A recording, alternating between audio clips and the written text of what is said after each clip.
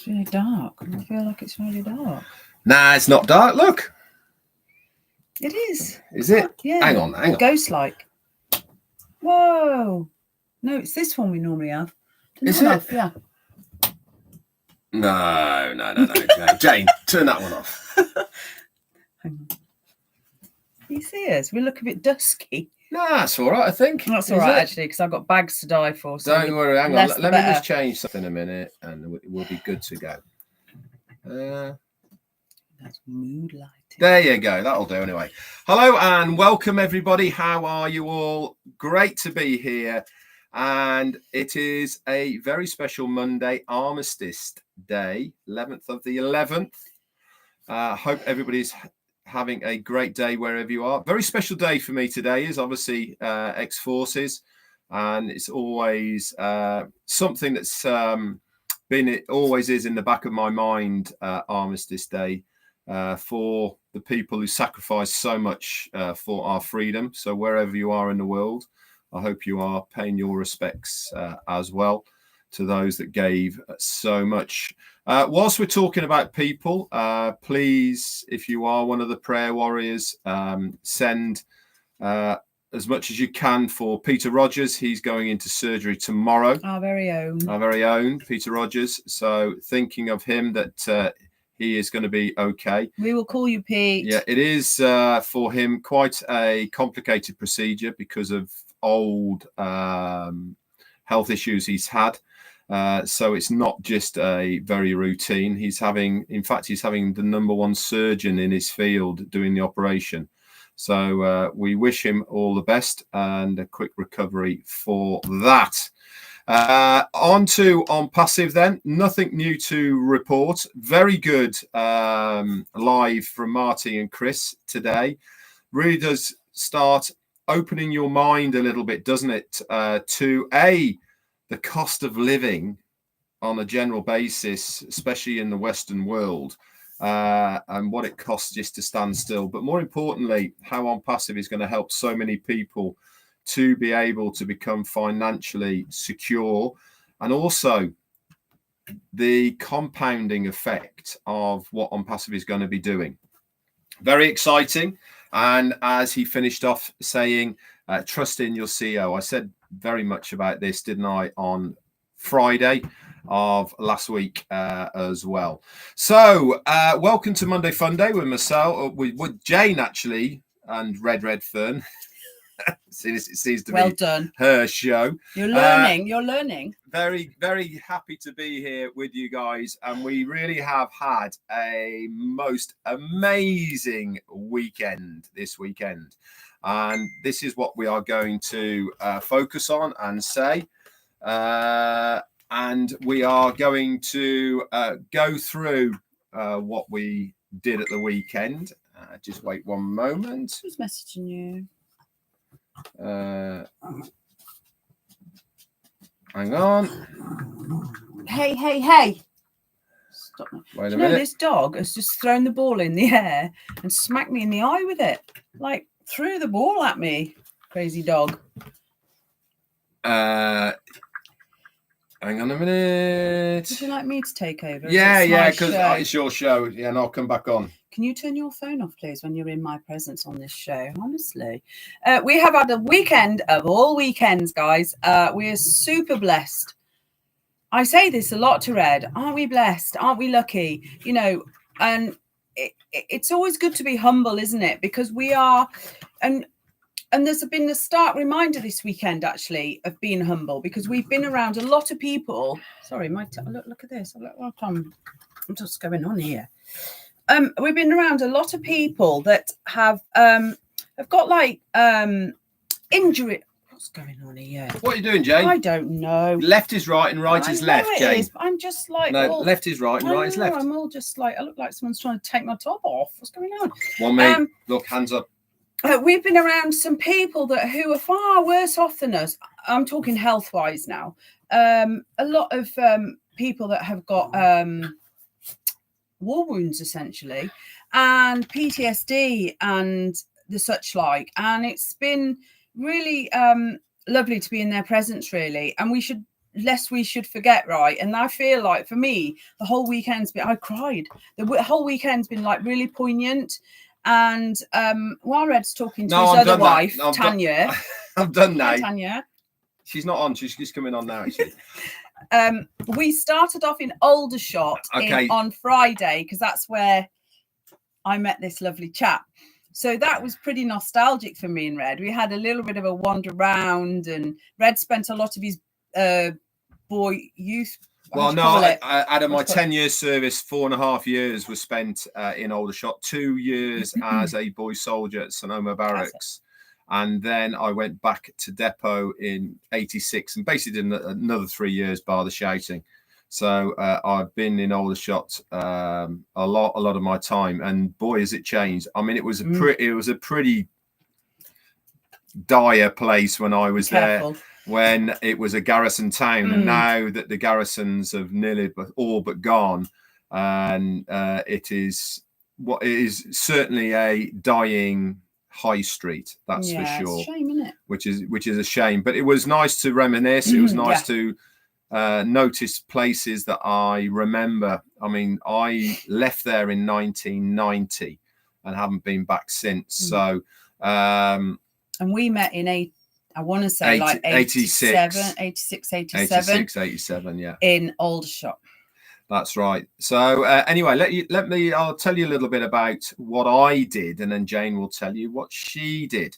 About you. So it was, for me, it was a very proud moment in my life to be able to march past the cenotaph, and it was done on a ballot basis, so you had to apply, and there was only 65 of us in my old regiment that was there, and this year was the largest march past that they had at the cenotaph. There was 10,000 veterans that took part in it from across all of the armed forces. Many, in fact, majority of the people marching are from corps, regiments, auxiliaries that have now all disbanded, including my own. The Army Catering Corps is no more.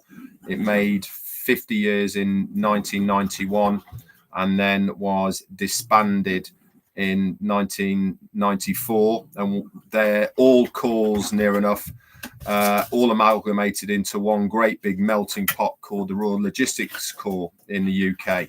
And if any of you are ex-vets or even serving now, you will understand the importance of a cap badge. It really does mean everything to the serving person. That the cap badge is what you are honouring as much as the country that you are serving. And to lose that in one foul swoop really is, for a lot of people, very, very hard. So marching past the cenotaph underneath your own banner and your cap badge is a real honour, and I was there. So we went to Aldershot because the Corps has its own association, the Army Catering Corps Association. He wants to know what the badge is. The badge is very simple. It is a flaming cauldron. In fact, where is my bag? Berry. Your berry's over there. Do you want to see Red in his berry? They've got a picture of me anyway. Oh, yeah. So. This is the handsome chap I fell for. So this about is... 40 years later. This is... Down a bit. How can I... There you go. If you can see that, that is the cap badge, which is a flaming cauldron. And the emblem around it is very, very simple. It says the Army Catering Corps, and then underneath it says, "We sustain." Because that, as everyone knows, guess what an army does? It marches on its stomach. So as an auxiliary service, which the Army Catering Corps was, we were very key to a lot of what was going on all over the place, and to be able to march under our own cap badge again was a real honor. And we were offered the chance to go, well, I was, and to bring friends and family if we wanted to. So Jane gladly came down with us, which was amazing. And we went to Aldershot, and everything was subsidised. We picked up a coach very early in the morning on Sunday from Aldershot. That was heavily subsidised, and we were basically shipped into Horse Guards, the Mall, through Horse Guards Parade, where the coach parked up. JAYNE then went one way with the other ladies who were partnering their other halves. And I then went through security into Horse Guards Parade. Absolutely amazing. 10,000 veterans all milling around. And I met some people I haven't seen for well over 30 years. It was great to see all the gongs, the medals that were all about there, and the campaigns, etc. I had mine on, obviously. And they really do say that if you are forces, you pick up where you left off with people who haven't said. You know, there's never a goodbye with service personnel. It's always a see you later.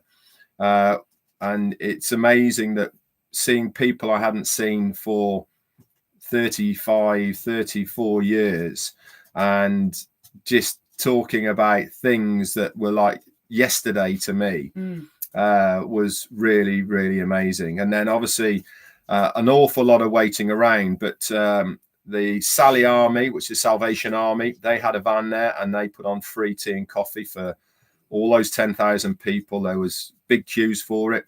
Again, free, that was subsidized. And then there was another place that was doing bacon sandwiches, etc. As well. So we were all well looked after, plenty of people on hand, plenty of medics, because of obviously the aged personnel that was there. And then we marched through Horse Guards barracks through the tunnel. If you've been there as a tourist, you know where the two guardsmen are in Horse Guards Parade, protecting. Were they there? They weren't there, funnily enough, because we were all there. So we marched through the tunnel there, and then onto the road itself where the cenotaph is. And it's basically the road that runs from Nelson's Column down towards Parliament Square, because you've got Big Ben at the end of it. And we ended up being very close to Nelson's Column on the road there, where we were milling around, and the crowd were absolutely heaving on both sides of the road. And it was a very somber, subdued, but party atmosphere. People were all in very, very good spirits, and it was really good to talk. A lot of waiting around, but then we started the march, and we marched past the cenotaph, and obviously did an eyes right to the king, who was in residence, along with other royals as well. And then we basically hung a right and another right, and then we went down the Mall, where we took another salute from Prince William.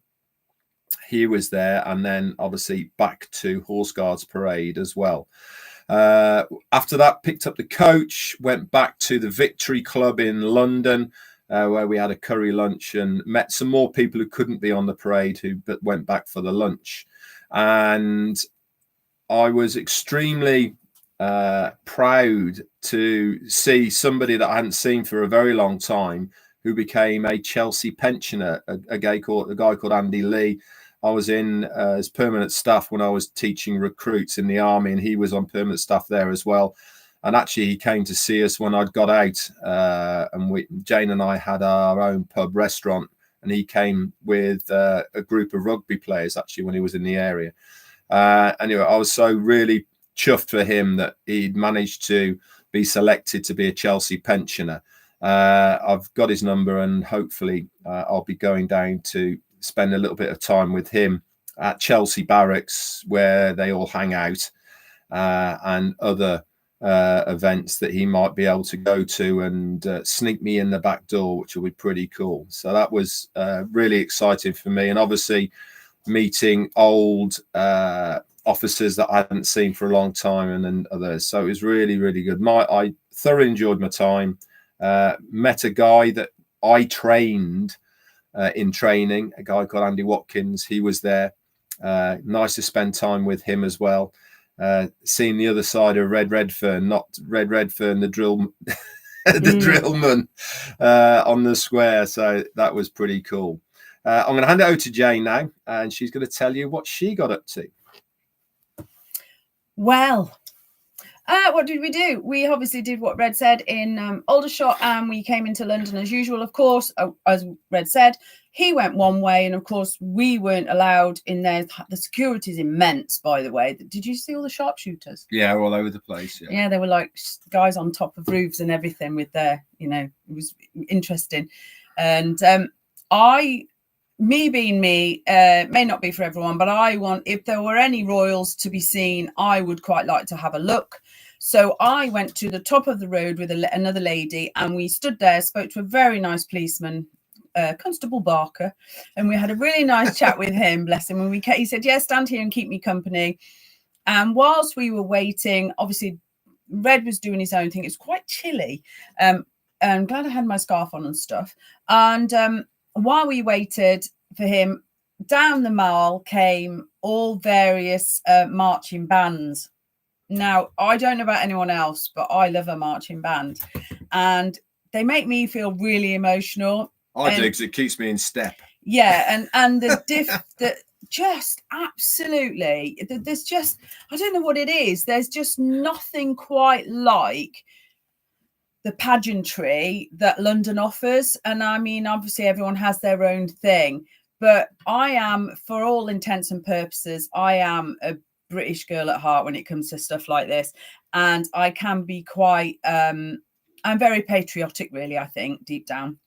And it makes me feel all warm and fuzzy inside, and I absolutely love it. And then we saw all the gun carriages go past that do sound. When you do the 2-minute silence, they sound the start and they sound the end, and Big Ben chimes in the middle. So I was sort of under Big Ben, really, and which is looking amazing. It's had a big cleanup, and it was just, the whole thing was just amazing. And then, of course, we then started to see all the motorcades coming down, and the Constable Barker said, I feel like I think there are going to be some royals coming this way. And so, first of all, the first motor car came by, and it was Prince Edward, who's married to Sophie. For those of you that don't know, some of you do, and she's can't go by the title of a princess. She's just the Duchess of Sussex, I think. So they came by and waved, and there wasn't that many there. I mean, I thought it was going to be 15 deep. It wasn't like that at all. There wasn't a lot of crowds. And then the next one came by, and Prince Charles came past in his Rolls Royce. No Camilla, she's not very well. And then the next car came by, and it was Prince William. And couldn't see anyone else, because if they're in the front of the car, you can see them. If they're in the back of the car, it's a little bit darkened out. You can't really see. And then I saw Princess Anne and her husband, and it was just lovely. And they were all very jolly and wavy, and we were waving. I did try to take some photos, but it's hard to sort of watch them and take photos at the same time. And because I didn't want to miss it, I was more sort of interested in just seeing them and not taking pictures. I think I got a picture of the King's car.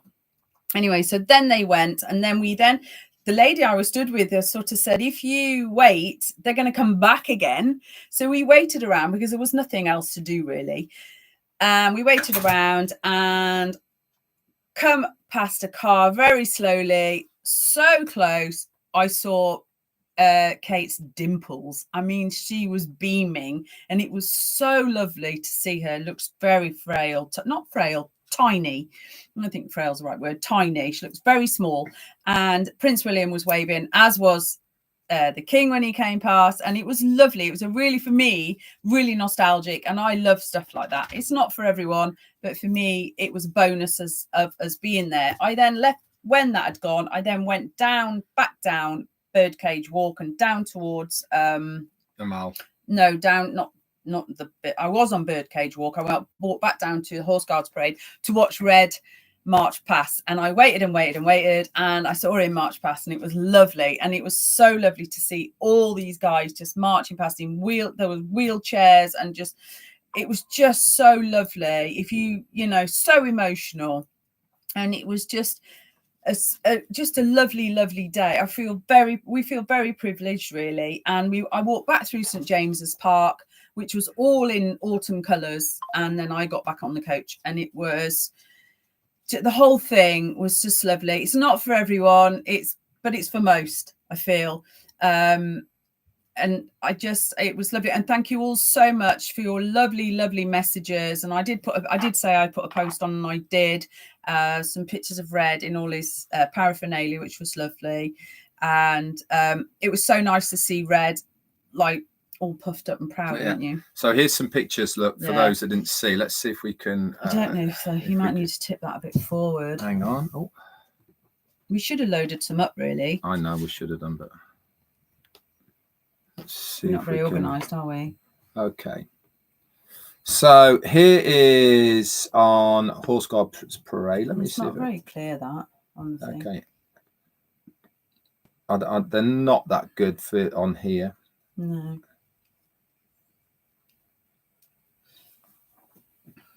So as you can see, that was waiting to go on, and there was certainly lots of people on there. I'll tell you what I'll do. I will put these onto a little video or put something. them on a video for them, because they're not very clear on there. I can't. They're looking at what I'm looking at, I can't really see a lot. There's me with my granddad's medals and my own. Some of the old faithful.